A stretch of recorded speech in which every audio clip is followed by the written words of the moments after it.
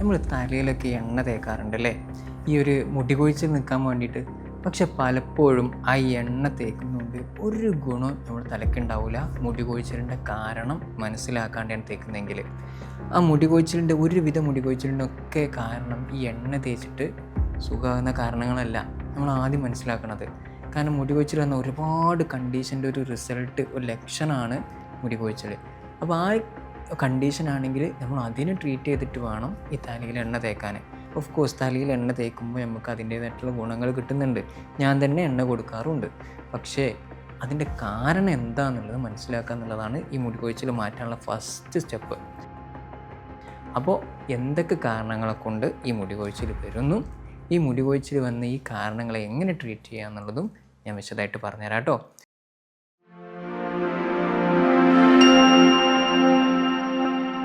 അസ്സലാമു അലൈക്കും വറഹ്മത്തുള്ളാഹി. ഡോക്ടർ മുഹമ്മദ് ഷിബിലിയാണ്. നമ്മളിന്ന് സംസാരിക്കാൻ പോകുന്നത്, നമ്മൾ തലയിലൊക്കെ എണ്ണ തേക്കാറുണ്ടല്ലേ, ഈ ഒരു മുടി കൊഴിച്ചിൽ നിൽക്കാൻ വേണ്ടിയിട്ട്. പക്ഷെ പലപ്പോഴും ആ എണ്ണ തേക്കുന്നതുകൊണ്ട് ഒരു ഗുണം നമ്മൾ തലയ്ക്കുണ്ടാവില്ല. മുടി കൊഴിച്ചിലിൻ്റെ കാരണം മനസ്സിലാക്കാണ്ടാണ് തേക്കുന്നതെങ്കിൽ. അപ്പോൾ ഒന്നാമത്തെ കാരണം, അധിക സ്ത്രീകളിലെയും മുടി കൊഴിച്ചിലിൻ്റെ കാരണം ഇങ്ങനെ കെട്ടിന് പോരുന്നു. അതിൻ്റെ കാരണം അനീമിയാണ്, ബ്ലഡ് കുറവ്. HB ടെസ്റ്റ് ചെയ്ത് നോക്കുമ്പോൾ 10 താഴെ, 8, 7 ഒക്കെ കാണുന്നുണ്ടെങ്കിൽ, ഭയങ്കര ക്ഷീണമാണെന്നുണ്ടെങ്കിൽ, കണ്ണൊക്കെ നോക്കുമ്പോൾ ഭയങ്കര വിളർച്ച, മുഖത്തൊക്കെ നോക്കുമ്പോൾ ഒരു ചുവപ്പുണ്ടല്ലോ സാധാരണ മനുഷ്യന് ഉണ്ടാവുന്ന ആ ഒരു ചുവപ്പ് നിറമില്ല, വിരലൊക്കെ നോക്കുമ്പോൾ വെള്ള നിറത്തിൽ നിൽക്കുന്നുണ്ടെങ്കിൽ നമ്മൾ കാരണം വേറൊന്നും തേടി പോകണ്ട, ബ്ലഡ് കുറവ് തന്നെയാണ്. ബ്ലഡ് ടെസ്റ്റ് ചെയ്യാൻ നോക്കുക. ബ്ലഡ് CBC ടെസ്റ്റ് ചെയ്ത് നോക്കിയാൽ നമുക്ക് HB അറിയാൻ പറ്റും, MCVയും കൂടെ നോക്കുക. അപ്പോൾ അതിൽ അയണിൻ്റെ കുറവാണോ എന്ന് നോക്കിക്കഴിഞ്ഞ ശേഷം MCV എന്നുള്ള ഒരു ടെസ്റ്റ് ഉണ്ടാവും ഈ CBC ചെയ്യുമ്പോൾ. അതിൽ MCVയിൽ അത് നല്ല കുറവുണ്ടെങ്കിൽ നമുക്ക് ഈ അയണിൻ്റെ കുറവാണെന്ന് അർത്ഥം. അപ്പോൾ അയണിൻ്റെ കുറവാണെങ്കിൽ നമ്മൾ അയണുള്ള ഭക്ഷണങ്ങൾ ഒരുപാട് കഴിക്കണം. നമ്മൾ ഈത്തപ്പഴം, മുത്താറി ഉണ്ടല്ലോ, രാഗി ഒരുപാട് കഴിക്കുക. അങ്ങനെ അയൺ നമ്മുടെ ശരീരത്തിലേക്ക് നന്നായിട്ട് കയറുമ്പോൾ ഈ അയൺ ഡെഫിഷ്യൻസി കുറയും, അനീമിയ റെഡിയാവും, ബ്ലഡ് നന്നായിട്ട് ഇമ്പ്രൂവ് ചെയ്ത് വരും. അപ്പോൾ നമുക്ക് ഈ മുടി കൊഴിച്ചിൽ നല്ല രീതിയിൽ കുറയും എന്നുള്ളതാണ്. അതാണ് അതിന് വേണ്ടിയിട്ട് ചെയ്യേണ്ടത് കേട്ടോ. അപ്പോൾ ഇത് മനസ്സിലായല്ലോ. ഈ അനീമിയ, ബ്ലഡ് കുറവുണ്ടോ എന്ന് നോക്കുക എന്നുള്ള ഫസ്റ്റ് സ്റ്റെപ്പ്. പിന്നെ നിങ്ങൾ നോക്കേണ്ടത്, ഇന്നത്തെ നമ്മുടെ കണ്ടീഷനിൽ അധികം ആളുകളും വർക്ക് ചെയ്യുന്നതും നിൽക്കുന്നതും ഒക്കെ ഇൻഡോർ ആയിട്ടാണ്. അതായത് ഞാനടക്കം വെയിൽ കൊള്ളാറില്ല. വെയിൽ കൊള്ളൽ വളരെ കുറവായിരിക്കും, നമുക്ക് അതിനുള്ള സാഹചര്യം ഉണ്ടാവില്ല. ഇനി കൊള്ളുകയാണെങ്കിൽ തന്നെ ആ രാവിലെ കോളേജിലേക്ക് പോകുന്ന സമയം, അതല്ലെങ്കിൽ ജോലിക്കൊന്ന് പോകുന്ന സമയം, 10 മണിൻ്റെ മുന്നുള്ള സമയം, വൈകുന്നേരം ഇളം വെയിൽ, അതൊക്കെ കൊള്ളുക. പക്ഷെ അതുകൊണ്ടൊരു കാര്യം ഉണ്ടാവില്ല, വൈറ്റമിൻ D കിട്ടൂല. അതാണ് രണ്ടാമത്തെ വിഷയം. വൈറ്റമിൻ D കുറവാണ് ഈ മുടി കൊഴിച്ചിൻ്റെ രണ്ടാമത്തെ കാരണം. അപ്പോൾ ഈ വൈറ്റമിൻ D കൂടണമെങ്കിൽ നമ്മൾ എന്താ ചെയ്യേണ്ടത്?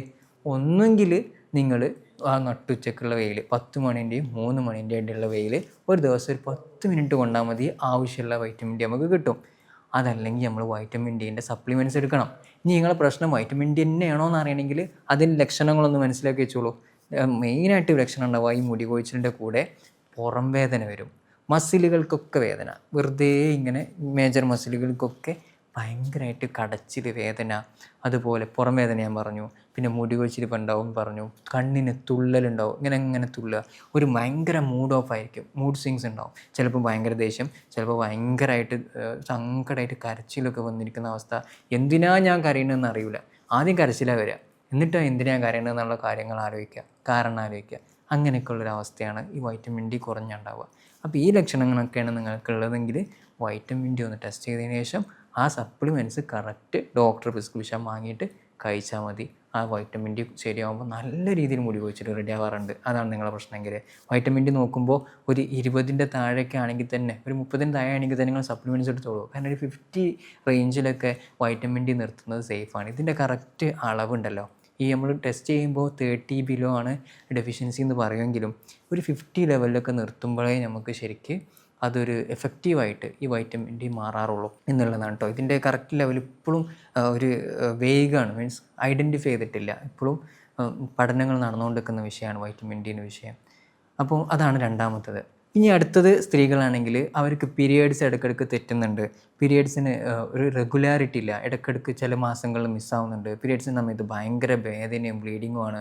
പിന്നെ മുടി കൊഴിച്ചിലിൻ്റെ കൂടെ തന്നെ ഭയങ്കര ടെൻഷൻ, വെറുതെ മൂഡ് സ്വിങ്സ്, ഭർത്താവിൻ്റെ അടുത്ത് ദേഷ്യം പിടിക്കുന്നു, അതുപോലെ പെട്ടെന്ന് സങ്കടം വരുന്നു, നേരത്തെ വൈറ്റമിൻ ഡിൻ്റെ പറഞ്ഞ പോലെ തന്നെ അങ്ങനെയൊക്കെ വരുന്നുണ്ടെങ്കിൽ PMOS, നമ്മൾ പണ്ട് PCOD എന്ന് പറഞ്ഞിരുന്ന വിഷയം, അതിപ്പോൾ PMOS എന്നുള്ള പേരിലേക്ക് മാറ്റിയിട്ടുണ്ട്. ആ PMOS ആണ്, PCOD ആണ് നിങ്ങളുടെ പ്രശ്നം ഉണ്ടാവുക അധിക കേസിലും. അപ്പോൾ തടിയൊക്കെ കൂടി വരും. ഈ PCODൻ്റെ വിഷയത്തിൽ തടിയൊക്കെ കൂടി വരുന്നുണ്ടെങ്കിൽ ആ PCOD നമ്മൾ ശരിയാക്കാണ്ട് അതിന് വേണ്ടി നമ്മൾ ഷുഗർ കട്ട് ചെയ്യുക, ചോറ് കുറക്കുക, നല്ല നല്ല ഭക്ഷണങ്ങൾ കഴിക്കുക, നല്ല എക്സസൈസ് ചെയ്യുക. ഇനി മെഡിസിൻ ആവശ്യമുള്ള വിഷയങ്ങളാണ് ഈ മെഡിസിൻ കഴിക്കുക. അങ്ങനെയൊക്കെ കഴിച്ച് PCOD റെഡിയാക്കുക എന്നുള്ളതാണ് മുടി കൊഴിച്ചിൽ മാറാനുള്ള വഴി കേട്ടോ. അപ്പോൾ അത് റെഡിയാക്കുക. അടുത്തൊന്ന് വരുന്നതാണ് ഈ PCOD പറഞ്ഞു, വൈറ്റമിൻ ഡി നമ്മൾ പറഞ്ഞാൽ തൈറോയിഡാണ്. തൈറോയിഡ് ഹൈപ്പോ തൈറോയിഡിസത്തിലാണ് ഈ ഒരു പ്രശ്നം വരിക. തൈറോയിഡിൻ്റെ പ്രശ്നങ്ങളൊക്കെ ഉണ്ടാവുക ഞാൻ നേരത്തെ പറഞ്ഞ പോലെ തന്നെ ശരീരം മൊത്തം ക്ഷീണം, ഭയങ്കര ക്ഷീണം ഉണ്ടാവും, തടി നല്ല കൂടി വരും. വളരെ ചുരുക്കം ആളുകളുടെ തടി കൂടാതിരിക്കുള്ളൂ. തൈറോയിഡ് ഉണ്ടെങ്കിൽ നല്ല തടി കൂടും. നമ്മൾ എന്തെങ്കിലും തൊടുമ്പോഴേക്ക് ഭക്ഷണം ചെറുതായിട്ടൊന്ന് കൂടി കഴിഞ്ഞാൽ തടി കൊണ്ട് വീർത്ത് വരും. ഈ ഒരവസ്ഥ ഭയങ്കര ഒരു മൂഡ് ഓഫ് ആയിട്ടുള്ള അവസ്ഥ, ഒന്നും ചെയ്യാൻ തോന്നുന്നില്ല, ഭയങ്കര മടി, ഇങ്ങനെയുള്ള അവസ്ഥകളൊക്കെ ഉണ്ടെങ്കിൽ ഈ ചില ആളുകൾക്ക് ഇവിടെ വീക്കം വരും. തൈറോയിഡിന് വീക്കം വരുന്ന നിർബന്ധമൊന്നുമില്ല കേട്ടോ. അപ്പോൾ ഇവിടെ ഇങ്ങനെ വീക്കം വരുന്നുണ്ടോ നമ്മൾ നോക്കണം. ഈ ഭാഗത്ത് ഒന്നിങ്ങനെ തല വെച്ചിട്ട് ഇങ്ങനെ മേലേക്ക് പിടിച്ചിട്ട് ഒന്ന് ഉമിനീരിറക്കുക. ഇങ്ങനെ ഇറക്കുമ്പോൾ ഇവിടെ ഇങ്ങനെ പൊങ്ങും. ഒരു മാസം ഇങ്ങനെ ഒരു ചെറിയൊരു മാസം ഈ ഭാഗത്തായിട്ട് ഇങ്ങനെ മുകളിലേക്ക് പൊങ്ങുന്നുണ്ടെങ്കിൽ നമുക്കത് തൈറോയിഡ് ബുദ്ധിമുട്ടുണ്ട്. പോയി തൈറോയിഡ് ഫങ്ഷൻ ടെസ്റ്റ് ചെയ്യണം. TFT എന്ന് പറയാം, തൈറോയിഡ് ഫങ്ഷൻ ടെസ്റ്റ് ഒന്ന് ചെയ്ത് നോക്കിയാൽ മതി. അപ്പോൾ അതിൽ വേരിയേഷൻസ് ഉണ്ടെങ്കിൽ വേഗം പോയി ഡോക്ടറെ കാണിച്ച് അതിനുള്ള ട്രീറ്റ്മെൻറ്റ് ചെയ്താൽ നമുക്ക് മുടി കൊഴിച്ചിൽ മാറ്റിയെടുക്കാം. അപ്പോൾ ഇതൊക്കെയാണ് മെയിൻ കാരണങ്ങൾ. പിന്നെ സിങ്ക് ഡെഫിഷ്യൻസിനെ കൊണ്ടുവരാറുണ്ട് ചില ആളുകൾക്ക്. വൈറ്റമിൻ B12 കുറഞ്ഞു കഴിഞ്ഞാൽ വരും, ബ്ലഡ് കുറഞ്ഞിട്ട്. അപ്പോൾ ഇതൊക്കെ നോക്കണം. അപ്പോൾ ഇങ്ങനെയുള്ള കാര്യങ്ങൾ നോക്കിയതിന് ശേഷം അതിൻ്റെ കൂടെ തന്നെ നമ്മൾ നല്ല ഓയിലുകൾ വാങ്ങി തേക്കുമ്പോൾ നമുക്ക് നല്ല റിസൾട്ട് കിട്ടും. അതല്ലാതെ വെറും ഓയിലിൽ മാത്രം ഡിപ്പെൻഡ് ചെയ്തു ഇതിനൊന്നും മൈൻഡാക്കിയില്ലെങ്കിൽ ആ ഓയിൽ വാങ്ങുന്ന പൈസ അങ്ങനെ പോകുന്നല്ലാണ്ട് ഇതിന് മാറ്റം കിട്ടില്ല കേട്ടോ. ഈ മുടി കൊഴിച്ചിലിൻ്റെ കാര്യം പറയുമ്പോൾ ഒരു കാര്യം പറയാതെ വിട്ടുപോകാൻ പറ്റില്ല. കാരണം ഈ കുട്ടികൾ ഒരു 15 വയസ്സാകുമ്പോൾ, ആൺകുട്ടിയാണെങ്കിലും പെൺകുട്ടിയൊക്കെ ആണെങ്കിലും, പെൺകുട്ടികൾക്കാണെങ്കിൽ പീരിയഡ്സ് ആയി, ആൺകുട്ടികൾക്കാണെങ്കിൽ ഒരു 15 വയസ്സൊക്കെ ആയാൽ മുടി ഇങ്ങനെ കുറച്ച് കൊഴിയിൽ തുടങ്ങും. കാരണം ഈ ഹോർമോണൽ വേരിയേഷൻസ് ഒക്കെ വരുമ്പോൾ. അപ്പോൾ അത് കണ്ടിട്ട് ആകെ പാനിക്കാവും.